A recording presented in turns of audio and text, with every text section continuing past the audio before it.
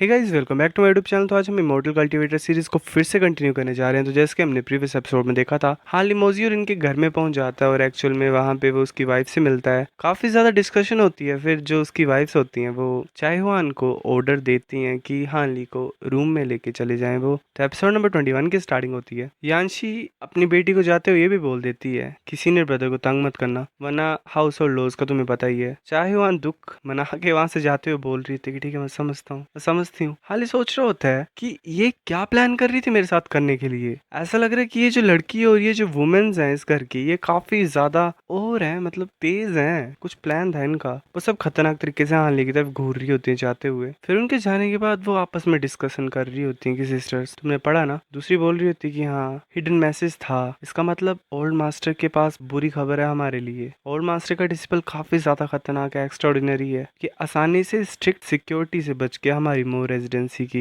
दूसरी बोल रही होती है हाँ, और ऊपर से मैंने हेवनली विक्सिन सुप्रीम टेक्निक का इस्तेमाल किया इसके ऊपर, फिर भी ये बच गया। ये कोई आम इंसान नहीं है। फिफ्थ सिस्टर, क्या तुम पता लगा सकते हो कि कितनी आगे जा चुका है? ये इंसान ताकतवर है, पर ये पता लगाना कि ये ब्लेसिंग होगा या फिर कर्स होगा हमारी मो रेजिडेंसी का, ये पता लगाना मुश्किल है। हाली और चाइहुआन चले होते हैं। हाली सोच रहा होता है, मुझे पता नहीं कि उस लेटर में ऐसा क्या लिखा हुआ था, तो मुझे ध्यान देना पड़ना पूरी रात। तभी हाली हैरान हो जाता है, क्योंकि जो चाइहुआन होती है वो हाथ हाली की तरफ आगे कर रही होती है। हाली बोलता है कि तुम क्या कर रहे हो जूनियर सिस्टर? चाइहुआन बोल रही होती है कि हमारी पहली मीटिंग है, तुम मुझे कोई गिफ्ट नहीं दोगे? हाली बोलता है कि किस तरीके का गिफ्ट तुम्हें चाहिए? चाइहुआन बोल रही होती है कि ज्वेलरी, एक्सेसरीज, इंटरेस्टिंग ट्रेजर्स, कुछ भी ठीक होगा, मैं ऐसे नखरे नहीं करती हूँ। अगर ये नहीं तो क्या तुम मुझे 7 या फिर 8,000 सिल्वर दोगे? शायद मैं उसे गिफ्ट मान लूं। हाली ऐसे मन ही मन सोच रहा होता है कि 7-8,000 सिल्वर टेल्स, क्या एक तरीके से मुझे लूट ही नहीं रही है ये? वैसे सोच रहा होता है कि इतने सालों की सेविंग में मैंने इतना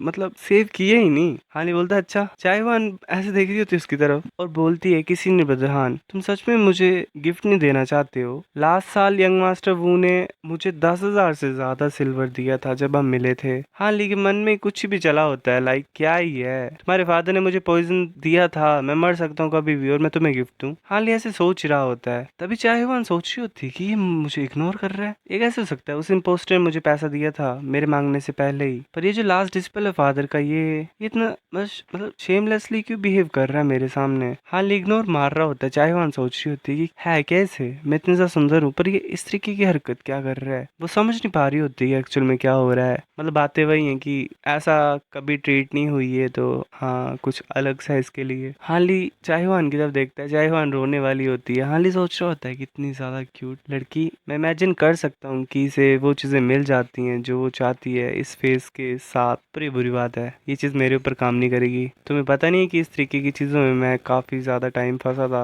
और मैं बाहर भी निकला हूँ। उसे याद था कि उसका जो दोस्त था वो भी ऐसे करता था सेम, लाइक वो भी ऐसे ही इमोशनल तरीके से हानली से चीजें मांगता था, पर हानली उसे इग्नोर कर देता था। हानली सोच रहा होता है चाइवान की तरफ देख के कि इस तरीके की ट्रिक से मैं इम्यून हूँ, मुझे नहीं फर्क पड़ता। इस तरीके की हरकत करना मेरे तरफ मतलब नहीं चलेगा। तो जो गार्ड्स होते हैं वो बोल रहे होते हैं एक दूसरे से कि ध्यान देना कोई अंदर आ ना जाए। वो हैरान होके बोलते हैं कि थर्ड मिसिंग है, 15 मिनट से ऐसे खड़ी है, ये इंसान कौन है? चाइवान गुस्से से देख रही होती है हानली की तरफ, उसने मुंह फुला लिया होता है। वो ऐसे रो रही होती है और बेमतलब की टेंट्रम्स थ्रो कर रही होती है कि लाइक ये इंसान ऐसा क्यों है, मुझे बहुत बुरा लग रहा है। फादर ने इस इंसान को डिसिपल क्यों बनाया? इसके अंदर दिल नहीं है? ये ऐसे कैसे कर सकता है मेरे साथ? सभी मेरे ऊपर हंसेंगे अगर उनको पता लगा कि मुझे कुछ नहीं मिला है, मुझे गिफ्ट भी नहीं मिलेगा, और अगर ये मेरी मदर को बता देगा तो मुझे मार भी पड़ेगी। मेरी क्या किस्मत है। तभी हानली एक बोतल को निकाल के उसको दे देता है। वो खुश हो जाती है और बोलती है कि वाह ये क्या है, ये तो कितना सा सुंदर है। एकदम से उसके जितने भी ड्रामे होते हैं वो खत्म हो जाते हैं, वो खुश हो जाती है। हानली बोलता है कि इसे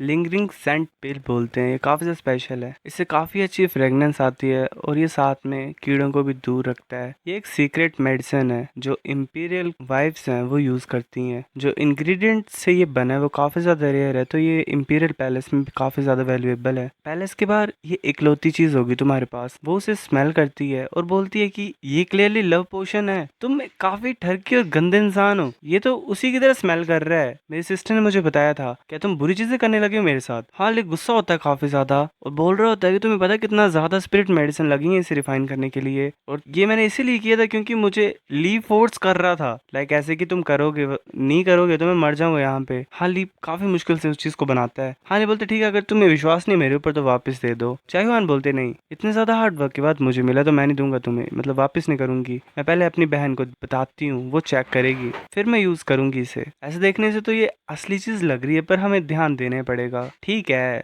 छोड़ो परे चीजों को, तुम्हारी सेफ्टी का मैं ध्यान रखती हूँ। यहाँ पे कोई भी मुसीबत होगी मेरे पास आ जाना, मैं उस इश्यू को खत्म कर दूंगी तुम्हारे लिए सीनियर ब्रदर। हार्ली गुस्सा ही होता है उसके ऊपर, फिर हमें सीक्रेट रूम का सीन दिखाई देता है, हमें वो रिंग दिखाई देती है, वो रिंग खुल सकती थी और उससे कुछ पाउडर नीचे गिरता है। मोजी रॉन के जाने के बाद उसने हर एक ड्रैगन टेल रिंग छोड़ी हुई थी हर एक वाइफ्स के पास, और उनसे अलग अलग पाउडर सा निकलता है। बात वही थी कि जो लेटर उसने भेजा था हार्ली के द्वारा, अगर ये सारा पाउडर उस लेटर के ऊपर गिरता तो ही पता लगता है कि उस लेटर में एक्चुअल में लिखा क्या है। अगर कोई हिडन मैसेज होगा तो पक्का ही बैड न्यूज होगी। तभी जो सीक्रेट होता है वो रिवील हो जाता है। यांशी होती है वहां पे, वो बोल रही होती है कि अगर कुछ बुरी खबर होगी तो हमें तैयार रहना पड़ेगा उसके लिए। चलो पहले पढ़ते हैं कि हिडन मैसेज क्या बोल रहा है।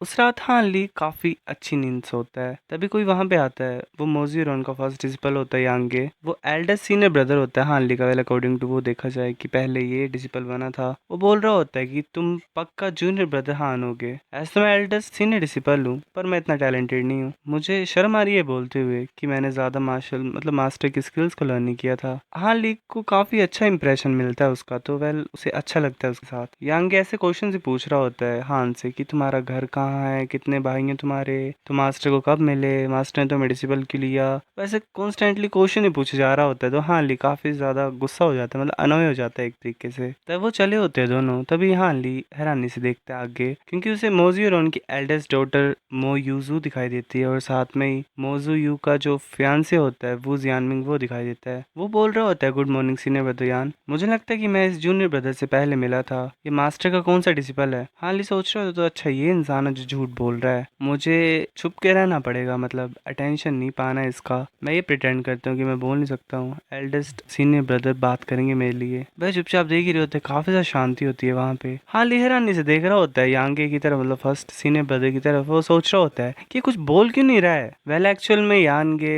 यूजू को देख के सुन्न पड़ गया होता है, लाइक सुंदरता को देख के जिसे बोलते हैं। जियानमिंग गुस्से से देख रहा होता है। हार्ली सोच रहा होता है ये इंसान बेवकूफ है क्या। ये हैरानी की बात नहीं कि मो यूजू इतनी सारी इरिटेटेड लग रही है, क्या ये छुपा भी नहीं सकता इस चीज को। हार्ली गुस्से से देख रहा होता है कि कितना ज्यादा बेवकूफ है। चलो भूल जाता हूँ, मुझे खुद करना पड़ेगा। हार्ली बोलता है कि मैं डिस्टेंस रिलेटिव हूँ थर्ड मैडम का, मेरे पेरेंट्स ने मुझे यहाँ पे उनसे मिलने के लिए भेजा था, और मैं कुछ पाने के लिए भी आया उनसे। जियानमिंग सोच रहा होता है कि ये तो बेवकूफ है, क्या ही था ये, देखने से पता लगा सकता हूँ मैं कि ये बच्चा मार्शल आर्टिस्ट नहीं है, ऐसे ही है ये मतलब मेरे रास्ते में आ ही नहीं सकता है। यान गई ये जो मतलब मुसीबत है मेरे सर के ऊपर। यूजू बोलती है किसी ने बदयान, अगर इतना ही है तो यंग मास्टर वू और मैं यहाँ से चलते हैं। वो सोच रहा होता है ऐसे मन ही मन की मेरी वुमन की तरफ कैसे घूर के देख सकता है। हार्ली सोच रहा होता है कि ये थोड़ा सा बेवकूफ है, क्योंकि वो मतलब सुन नहीं होता है। तभी हार्ली उसके पास जाके बोलता है कि हम भी जाएं, मैडम को ज्यादा टाइम तक हम इंतजार नहीं करवा सकते हैं। वो बोल रहा था मुझे माफ कर दो जूनियर ब्रदर, यूजर और मैं साथ में बड़े हुए हैं जब से हम बच्चे थे तब से, पर ये मुझे बड़े भाई की तरह देखती है, पर मैं नहीं मतलब हेल्प कर सकता हूँ, मैं मतलब सुन पड़ जाता हूँ जब भी मैं उसे देखता हूँ। मुझे पता है कि हम दोनों के बीच में कुछ भी नहीं होगा, मैं बस यही चाहता हूँ कि वो खुश रहे। हाली सोच रहा होता है कि क्या बीफ जैसी कहानी है इसकी। फिर वो पहुंच जाते हैं वहाँ पे। जो फोर्थ मैडम होती है वो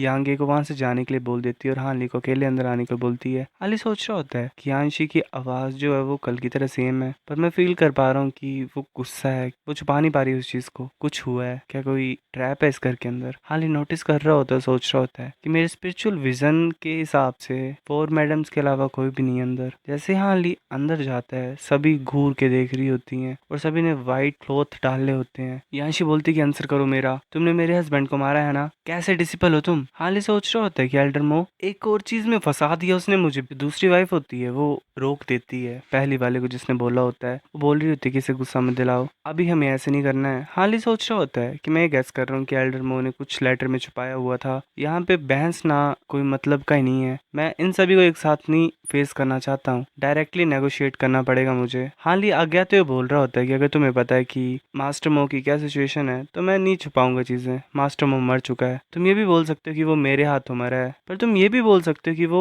खुद मरा है अपने हाथों। मो की वाइफ बोल रही होती क्या बकवास कर रहे हो, ये ऑब्वियसली तुमने मारा उन्हें। हाली बोल रहा होता है क्या तुम इतने श्योर कैसे हो सकते हो कि मैंने उन्हें मारा है, क्या तुमने अपनी आंखों से देखा है। दूसरी वाइफ बोलती है अगर ऐसी बात है तो एग्जैक्टली बताओ कि हमारे हस्बैंड की डेथ कैसे हुई। हम तुम पे इल्जाम नहीं लगाना चाहते हैं अगर तुमने नहीं किया है तो, पर तुम्हें बताना पड़ेगा। हाली बोल रहा होता है कि मैंने नहीं किया है, क्या ही आइडिया है ये। तुम्हें लगता है कि मैं किसी से भी डरता हूँ रेजिडेंस में? तुम काफी लकी हो कि मास्टर मो ने मुझे मेडिकल नॉलेज दिया है, पर ये अच्छा नहीं लगेगा कि मैं अगर एक मतलब मैं वुमेन्स को बुली करूं या तंग करूं। रही बात लोगों की, बाकी मैं हर एक इंसान को खत्म कर सकता हूँ मो रेजिडेंस के अकेले। वो ऐसे फायर बॉल बना देता है अपने हाथ में। मास्टर मो की वॉइस बोल रही होती है इमोर्टल कल्टीवेटर। सो गाइस ये एपिसोड इतना था, अब नेक्स्ट लाता हूँ मैं, तब तक के लिए आप लाइक कर दो इस एपिसोड पे। बाकी इंस्टाग्राम पे फॉलो कर लो मुझे, वहां करते हैं बात अगर कोई बात करनी है या फिर जानना है मुझे अच्छे से। तब तक के लिए बाय।